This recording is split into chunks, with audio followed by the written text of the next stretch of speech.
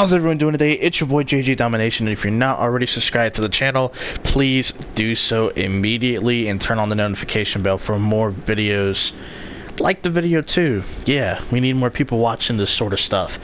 So I haven't done an NBA video in ages. I don't even know what the last one was. I think it was just predicting like stuff that was going to happen. If you want me to go back and try to predict stuff that's going to happen, let me know down in the comment section. I'll do it before the NBA awards are revealed or whatever.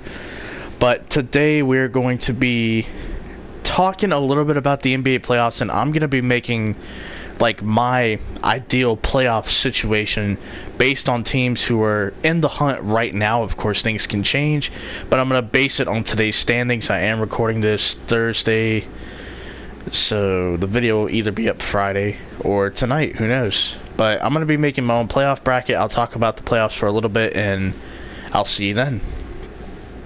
Alright, ladies and gentlemen, so here are the 16 teams that I have based on, you know, the teams right now who are currently in the playoff picture.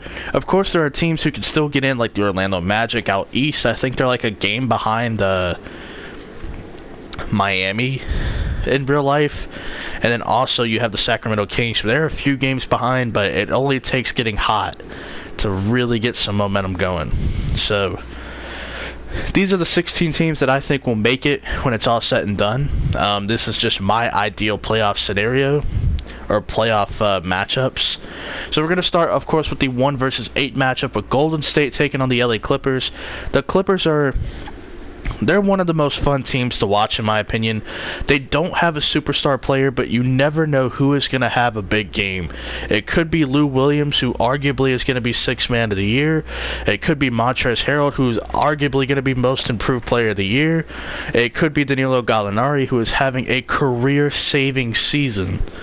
That's right, I say career-saving season. He's always been a decent player, but everyone knew he had a high ceiling, and he's finally starting to hit it at the age of 30. They have good depth at the guard position with Shai Gilgeous-Alexander, Patrick Beverley, Landry Shamet, who was acquired in a trade with the Philadelphia 76ers. He has been playing really good. And this is a team who traded their best player, Tobias Harris, and they're reaping the benefits because they're still a playoff team, and they don't have to give him a max contract because, let's be real, those max contracts should go to superstar and all-star caliber players. And Tobias Harris, who I think is pretty close to that range, I don't think is worthy of the max contract. I know it sounds a little harsh, but he is a great player, believe me. Which makes this even more impressive because without their best player, they're still a playoff team. The Golden State Warriors, though, they have, I mean, I don't even have to break down Golden State. If you watch basketball, even just a small lick of basketball, you know who Golden State is. You know who's on the team. Your kids have the sneakers. You know people who have the sneakers. I mean, Golden State's going to win in like 5 games, most likely.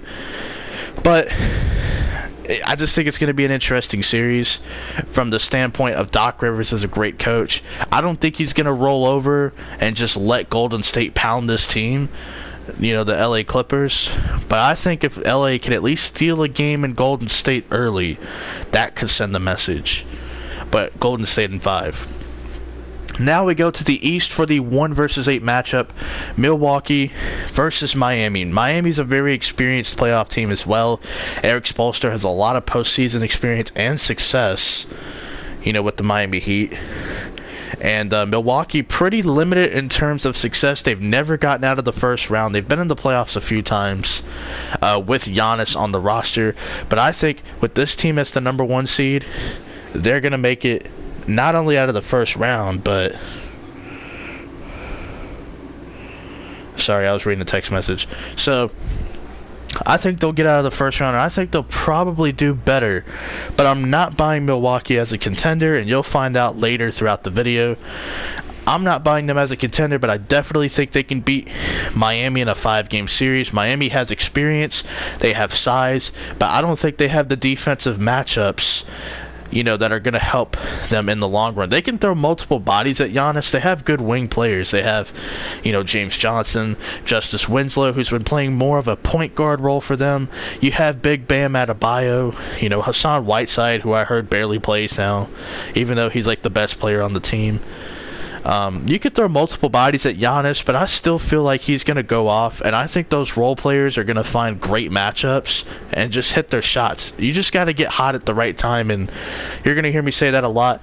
Milwaukee in 5. Now we go to the 2-7 matchup. I have the Denver Nuggets facing the San Antonio Spurs in my ideal playoff scenario. Listen, Denver, first time, congratulations, first time making the playoffs in 6 years. You have one of the best big men in the league on your team in Nikola Jokic. You have a lot of depth. I mean, you're about 11 guys deep when it comes to rotations. You have a lot of good players. Mike Malone is not too bad of a head coach, but we're talking about Greg Popovich, man. If you are an inexperienced team, I got to give the edge to experience. I mean, the Spurs, they have LaMarcus Aldridge and DeMar DeRozan. And they've had some of their role players step up. Derek White recently has been one to step up. Jakob Poeltl, he's been playing pretty good. Davis Bertans, one of the best three-point shooters in the league, who somehow did not get into the three-point contest, which, whatever. But I'm going to give the Spurs the win in 6 games, and I know it's going to surprise a lot of people. Why are you picking the Spurs just in sake of picking the Spurs? Listen, Denver's a terrific team, but they have 0 playoff experience. Now, Paul Millsap is the only player on their team with any sort of credibility when it comes to playoff basketball. In the regular season, you get those calls in terms of penalties and fouls. You'll get your free throw shots, but in the playoffs it's a little bit more intense, and you're not going to get the same calls in San Antonio, one of the best road teams in the NBA. Their game travels well, and at home during playoff time, the crowd feeds off any sort of energy they can get. They're one of the best teams when it comes to the postseason. Spurs in 6. Next up, we got Toronto versus the Brooklyn Nets as the 2-7 matchup. Toronto 2-1, 2-1, I should say, against Brooklyn. They have one more matchup later on this year, or later on this season, because the regular season is almost over. Brooklyn's been one of the hottest teams after the All-Star break, kind of like last year's Utah Jazz, but to me this just isn't a favorable matchup. Toronto has a lot of experience. They're very deep as well. And Nick Nurse, this is his first year being a head coach, but he's been with this organization for a long time, and he knows the ins and outs about his team. He knows what players are good and what players aren't. He knows the right rotations, and I think against Brooklyn, he is going to have a good game plan ready to take down the Brooklyn Nets. I say Toronto wins in 6. This has the potential to be a 7-game series, and I think it could be the most entertaining playoff series, but that's a huge what if. It depends on if Brooklyn can get hot. D'Angelo Russell can get hot. We've seen it time and time again, but can Brooklyn get hot? And that's the question I have. But I'm going Toronto in 6. Next up, we are going to go to the 3 versus 6 seed. I have the Portland Trail Blazers as the 3 seed, taking on OKC as the 6 seed. Oklahoma City right now is the 8 seed, but I think they will rally back and get some late season momentum and get back to at least the 6 seed. This is a huge favorable matchup for OKC. Now, Portland is a good team. They've swept Portland in the regular season series. OKC is one of the best defensive teams in basketball, and trust me when I tell you, OKC has a sour taste in their mouth from last postseason. Last postseason, they were favored to beat the Jazz in like 5 games, and they lose in 6 to the Utah Jazz. But keep in mind, Utah had the second best defense in the NBA, and they were also one of the hottest teams in basketball, so that statement kind of seemed outlandish. I thought OKC would win in 7, but to get beaten 6, and Paul George to only score 5 points in the closeout game, that's not really clutch, and I think Paul George will have something to prove, and I think he's going to take out all of his aggression on the Portland Trail Blazers, who are the Kansas City Chiefs of the NBA. Really good in the regular season. just don't have that many expectations for him in the postseason.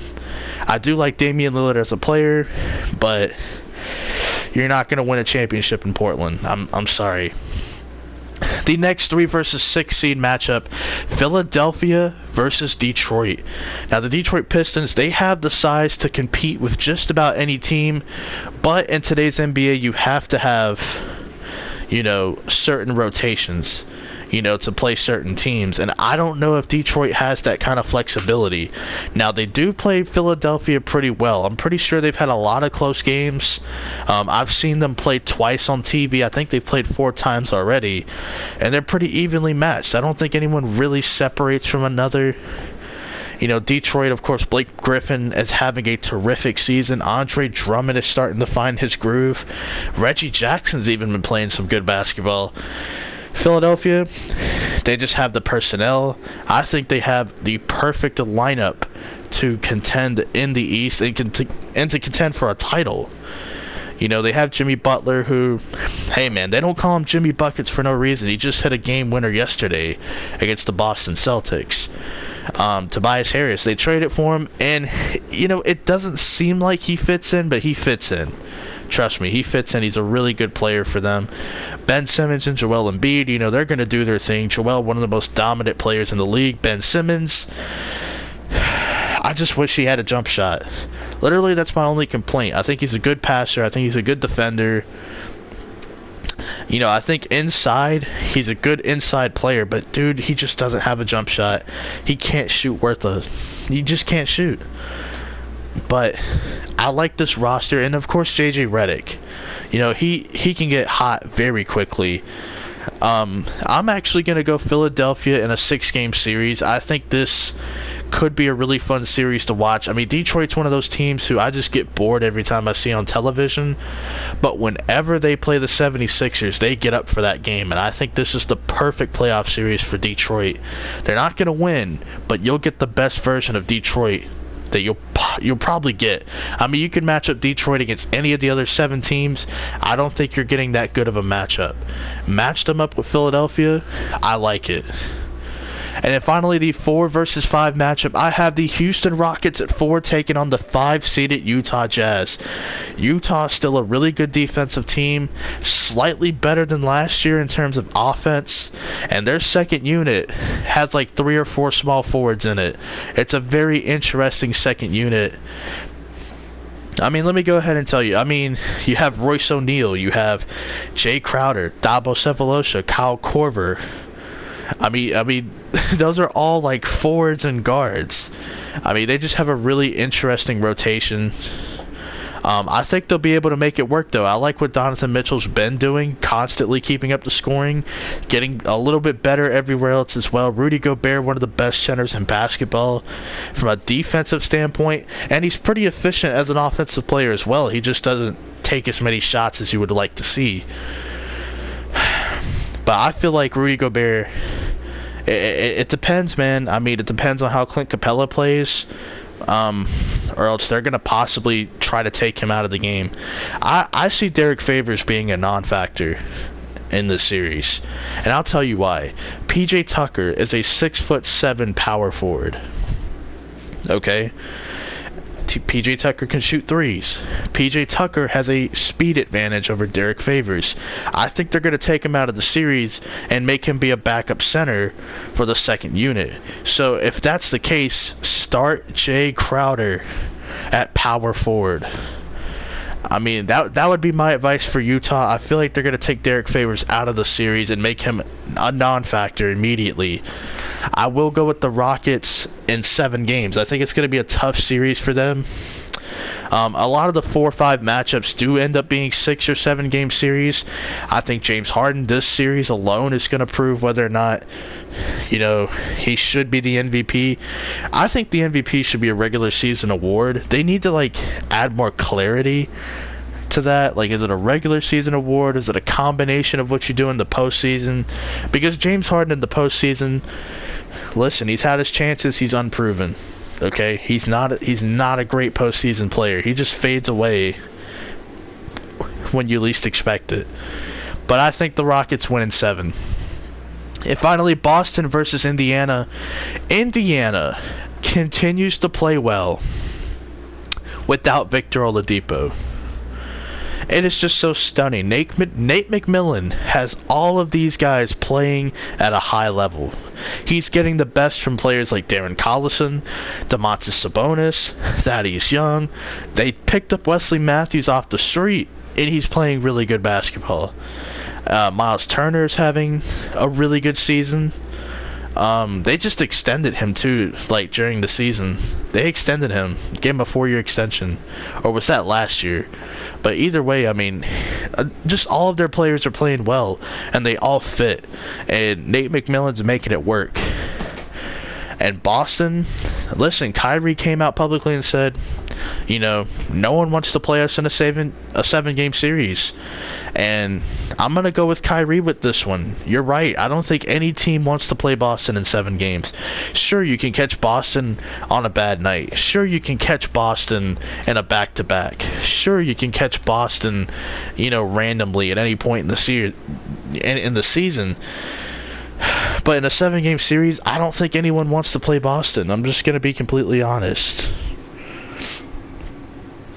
So, I mean, I'm just going to keep it a buck. I'm going to go with Boston in 6 games. Listen, I like the Pacers a lot. If it were up to me, I would rather see the Pacers. I'd rather see Boston get beat in the first round and see the Pacers play the Bucks, because I think that would be a really entertaining series. But the Celtics and the Bucks in the second round, that's a money matchup. And I think the Celtics, you know, knowing hypothetically if this is the way it's going to play out, they have a chance to face Milwaukee. And I think they would love to have that chance, because last year they knocked out Milwaukee and without Kyrie and Gordon Hayward, and they could probably do it again.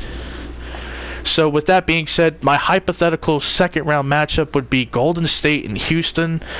Give me Golden State in a 6-game series.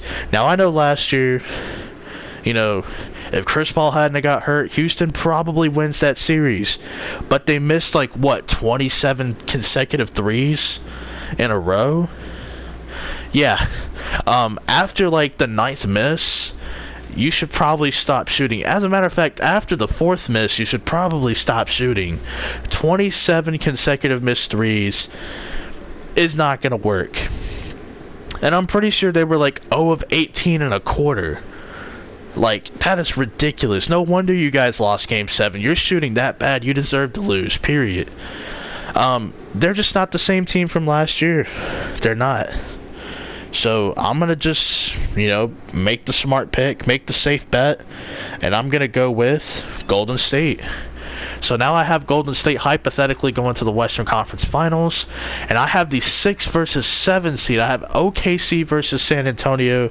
I'm going to go with OKC in a 7-game series if that were to happen. Greg Popovich is a great coach, and trust me, that will be a very hard series to pick. But OKC seems to have good luck against the San Antonio Spurs. I've seen them match up twice. I'm pretty sure they've matched up more in the playoffs, but the 2 times I've seen them match up, they beat them and they've advanced. So, and they both happened in the second round.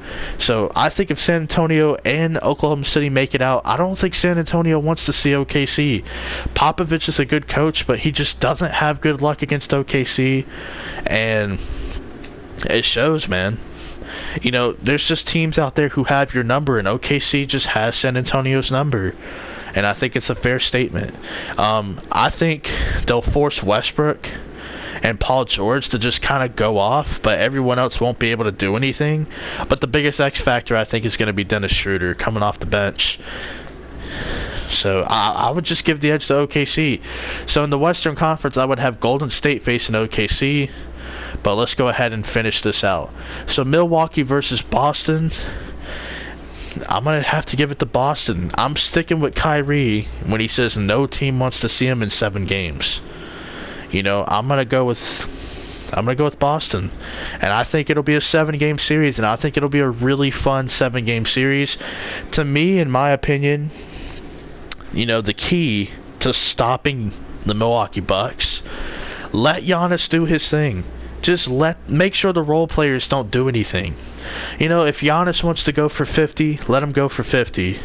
But just know everyone else on your team combined is getting under 40 points.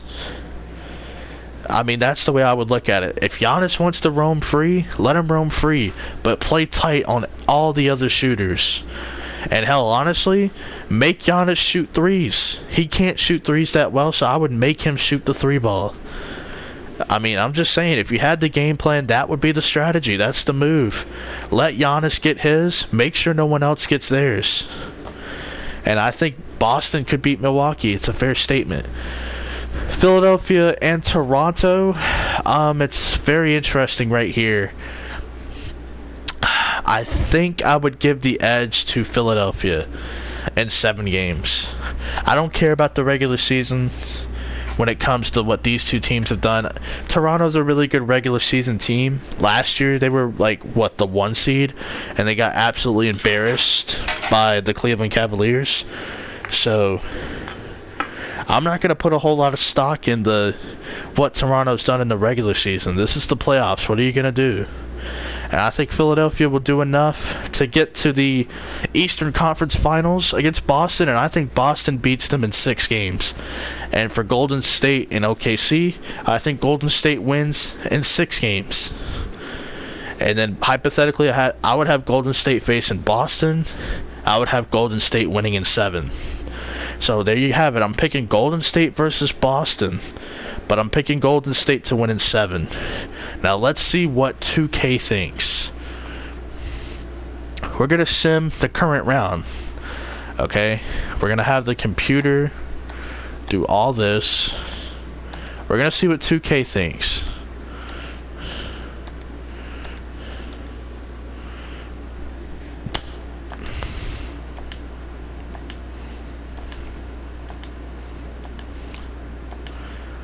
There's just so much to do. We're gonna have the computer do this. We'll see. The Pacers have been eliminated. The Spurs have been eliminated. The Nets have been eliminated. The Heat have been eliminated. 76ers, Portland, Houston, Clippers. Alright, so the Clippers went to 7. The Jazz went to 7. Or I should say the Warriors playing the Jazz. The Nuggets are playing OKC, so I was right about OKC. The sim did not really like San Antonio. Ooh, the 76ers lost to the Pistons. I mean, I did kind of talk up the Pistons, so you're right. Let's sim the current round. Cousins is back. The Jazz are out. The Nuggets are out. The Raptors are out. The Celtics are out. Dang, the Pistons, man. They must be a really good team in the sim. And Boston, wow, they didn't even... Okay.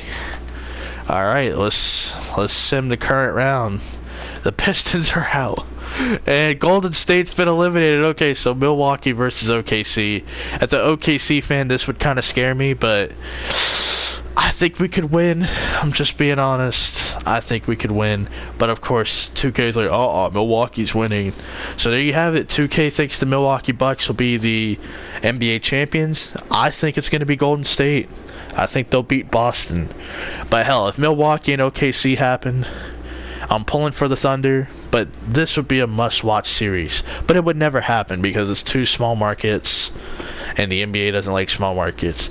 There you have it, ladies and gentlemen. Let me know down below who you think is going to go to the playoffs. You know, will the same 16 teams be in it? You know, or is there going to be any movement?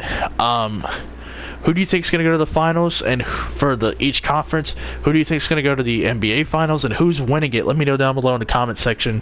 Don't forget to like, subscribe, and peace.